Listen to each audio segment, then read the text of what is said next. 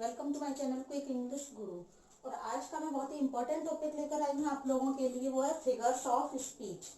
जो अब आने वाले एग्जाम है, टेट ले लीजिए, सीटेट ले लीजिए या टीजीटी पीजीटी कोई भी ले लीजिए, जिसमें इससे आपको क्वेश्चन पूछे ही जाना है और 4 नंबर इसमें से पक्के होते हैं। देखिए स्टार्ट करते हैं फिगर्स ऑफ स्पीच। नंबर 1 है हमारा सिमिले। सिमिले यानी उपमा अलंकार। आपने हिंदी में तो अलंकार पढ़े ही होंगे कि फिगर्स ऑफ स्पीच अलंकार।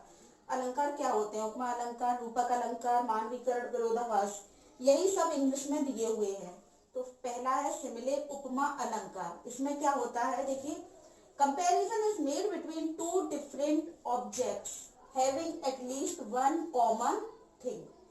इसमें सिमिले में होता है कि जो दो चीजें होती हैं इनके बीच में दो चीजों के बीच में कंपैरिजन किया जाता है एटलीस्ट वन कॉमन थिंग, और उन दोनों में एक कॉमन थिंग होती है।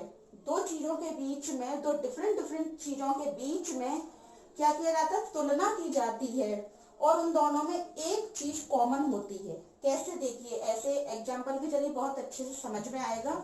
इसकी ट्रिक होती है कि इसमें लाइक, एट, सो ये 3 वर्ड्स यूज किए जाते हैं।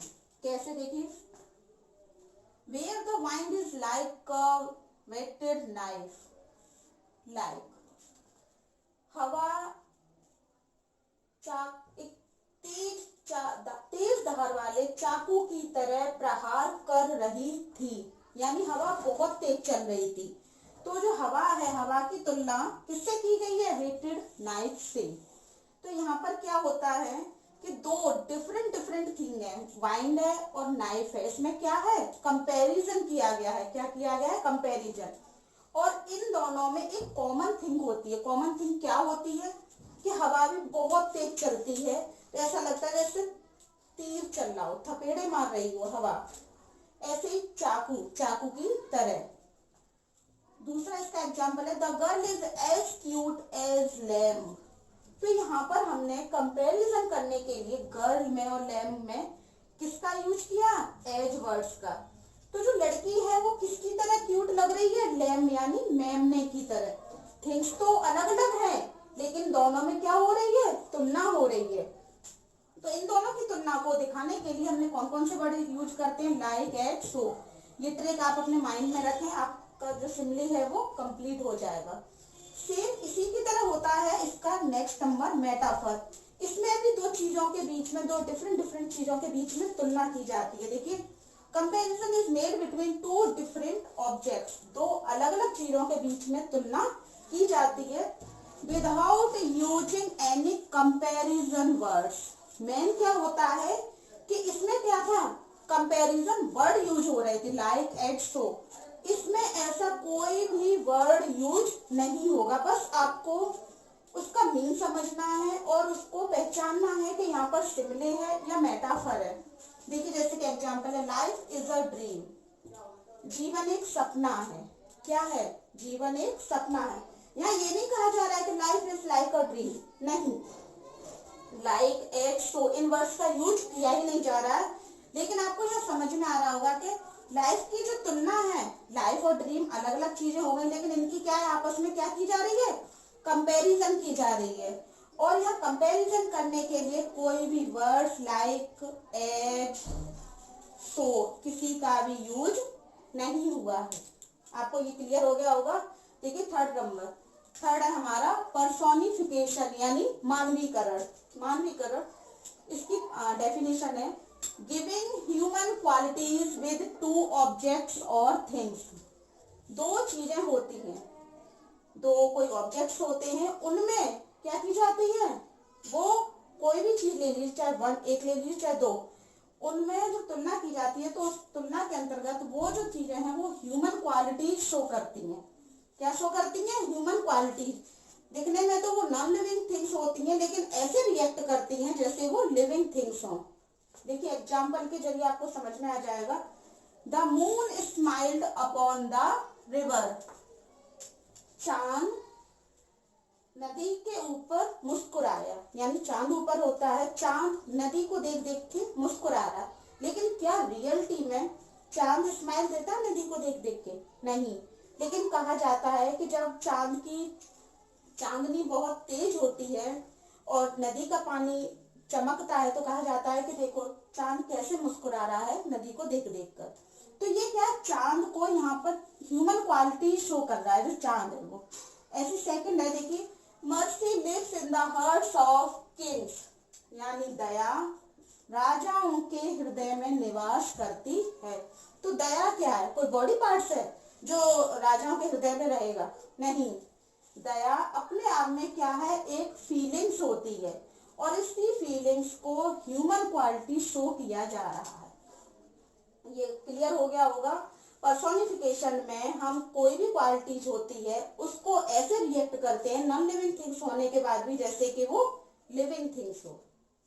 अब फोर्थ है हमारा ऑक्सीमोरन। ऑक्सीमोरन यानी विरोधाभास। इसका अर्थ से ही आप समझ रहे होंगे कि यहाँ पर दो चीजें होती हैं और दोनों ही आपस में अपोजिट होती हैं। यानी इसका बहुत शॉर्ट ट्रिक्स है, आप यहाँ पर देख लीजिए, यहाँ पर अपोजिट वर्ड्स का यूज होता है। मैन विरोधाभास में क्या होता है, अपोजिट वर्ड्स का यूज होता है। जहां पर आपको ये चीज दिख जाए आप आंखें बंद करके लगा दीजिए कि ये ऑक्सीमोरन है। देखिए कैसे, two opposite qualities are added to the something, यानी किसी भी चीज में अपोजिट क्वालिटीज एडेड होती है, यानी अपोजिट क्वालिटी दी जाती है। तो अपोजिट क्वालिटी यानी अपोजिट वर्ड्स यूज होंगे। देखिए example, life is bitter sweet, जीवन एक कड़वा और मीठा क्या है, मेल जोल है। लाइफ मीठी भी होती है और कड़वी भी होती है। तो बिटर बिटर क्या है, कड़वा, और स्वीट यानी मीठा। तो आपस में ये क्या है, अपोजिट वर्ड्स हैं। और यहाँ पर जब यूज हो रहे हैं तो आप यहाँ पर इस तरीके से दोनों एक साथ यूज हुए हैं। वैसे तो ये क्वालिटी बता रहे हैं लेकिन एक साथ यूज हुए हैं और अपोजिट वर्ड्स हैं। तो यहाँ पर ये क्या है, ऑक्सीमोरन यानी विरोधाभास। लाइफ को एक तरफ तो मीठा बताया जा रहा है और एक तरफ कड़वा बताया जा रहा है। देखिए सेकंड एग्जांपल है, you can save money by spending it यानी यहाँ पर कोई भी थिंग्स है। तो यहाँ पर देखिए सेव मीन्स बचाना और स्पेंडिंग मीन्स खर्च करना। तो यहाँ पर क्या है, ये सेव और स्पेंडिंग आपस में क्या है, अपोजिट वर्ड्स यूज हो रहे हैं। आंखें बंद करके आप सेंटेंस को पढ़िए और देखिए कि जहां पर भी अपोजिट वर्ड्स यूज हो रहे हैं वहां पर विरोधाभास यानी ऑक्सीमोरन का ही यूज हो रहा है। देखिए एक बार हम निगाह मारते हैं। सिमिले में क्या होता है, दो डिफरेंट ऑब्जेक्ट्स होते हैं जिनकी क्वालिटी का आपस में कंपैरिजन किया जाता है और इसमें वर्ड्स यूज होते हैं लाइक, एट, सो। ये ट्रिक है इसकी। जहां पर ये वर्ड्स नंबर है एपोस्ट्रॉफी का। एपोस्ट्रॉफी में क्या होता है, यूज एपोस्ट्रॉफी मार्क। जो एपोस्ट्रॉफी मार्क है वो यूज होता है जैसे कि ओ अलास, मार्क एंड वर्ड्स। ये जो वर्ड्स भी इसके साथ लगे होते हैं वो भी यूज होते हैं। देखिए जैसे कि एक एग्जांपल लिया है मिल्टन की पोएम का, Milton thou shouldst be living this hour। Milton, इस घंटे, बहुत ही जोर देकर इस बात को कहा जा रहा है कि मिल्टन, इस घंटे, जब मिल्टन की डेथ हो गई उसके बाद कहा जा रहा है कि अभी अभी तुम्हें जीवित होना ही पड़ेगा। यानी बहुत ही जोर देकर कहा जाता है जब किसी बात को। और एपोस्ट्रॉफी मार्क का यूज होता है वहां पर क्या होता है, हमारा एपोस्ट्रॉफी फिगर्स ऑफ स्पीच। देखिए 6 है एलिट्रेशन यानी अनुप्रास अलंकार। जब एक ही साउंड बार बार रिपीट हो, कॉन्सोनेंट साउंड, कौन सी साउंड, कॉन्सोनेंट साउंड बार बार रिपीट हो तो वहां क्या होता है हमारा एलिट्रेशन। देखिए एग्जांपल, किरण किड्स केप्ट प्लेइंग। यहाँ पर देखिए के बार बार रिपीट हो रहा है तो यहाँ पर क्या है हमारा एलिट्रेशन। दूसरा एग्जांपल है, शौर्या सेव्स द स्पाइडर, तो एस। तो आप यहाँ पर समझ गए होंगे कि एलिट्रेशन जो है वो फिगर्स ऑफ स्पीच बहुत ही इजी है। यहाँ पर केवल कॉन्सोनेंट साउंड का ही रिपीटेशन होता है। हमारा 7th है हाइपरबोल।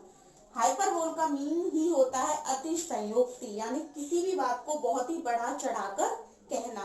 है वो इतनी छोटी लेकिन जब हम किसी कह रहे हैं तो उसको बहुत बढ़ा, मतलब उसको बहुत ही बढ़ा चढ़ाकर कहें। मान लीजिए फॉर एग्जाम्पल हम किसी की तारीफ कर रहे हैं और कोई बहुत ही सिंपल रहता है और फिर भी हम कह रहे हैं अरे वाह ये तो बहुत ही इंटेलिजेंट है, सिंपल है, गुड लुकिंग है, तो हमने क्या, वो तो दिखने में तो नॉर्मल था, लेकिन हमने उसकी तारीफ में 4 चांद लगा दिए। तो इसी तरह का देखिए एग्जाम्पल है, my sister is beautiful then queen Helen, यानी जो मेरी सिस्टर है वो क्वीन हेलेन से भी ज्यादा सुंदर है। क्या वो वास्तव में इतनी सुंदर होगी? ऐसा नहीं है, लेकिन क्या है, उसको इतनी, इसकी सुंदरता को इतना बड़ा चढ़ाकर कहा गया है कि सुनने वाला भी हैरान हो जाए। तो यहाँ पर कौन सा फिगर्स ऑफ स्पीच है? हाइपरबोल। देखिए एक है हमारा एसोनेंस। एसोनेंस यानी स्वर साम्य अलंकार, रिपीट द सेम वोवेल। यहाँ पर देखिए एलिट्रेशन में कॉन्सोनेंट बार बार रिपीट हो रहे थे और एसोनेंस में सेम वोवेल रिपीट हो रहा है। यहाँ पर आप देखिए समझिए, एलिट्रेशन और एसोनेंस ये मिलते जुलते हैं। यहाँ पर कॉन्सोनेंट रिपीट होता है और यहाँ पर सेम वोवेल रिपीट होता है। देखिए how is your cow now, vowel यानी o o. The rainbow comes and goes and lovely is the rose, तो ओ ओ। तो यहाँ पर आप देख लीजिए वोवेल, जहां पर आपको एक राइमिंग भी मिलेगी, राइमिंग के साथ साथ आप समझ जाएंगे कि सेम वोवेल हमारा क्या हो रहा है, रिपीट हो रहा है। यहाँ पर मैंने part one figures of speech के पार्ट 1 में 8 फिगर्स ऑफ स्पीच की चर्चा की है। जल्दी ही मैं सेकंड पार्ट भी इसका लेकर आ रही हूँ। और आपको अगर ये अच्छे से समझ में आए तो प्लीज लाइक करें, शेयर करें और सब्सक्राइब जरूर करें।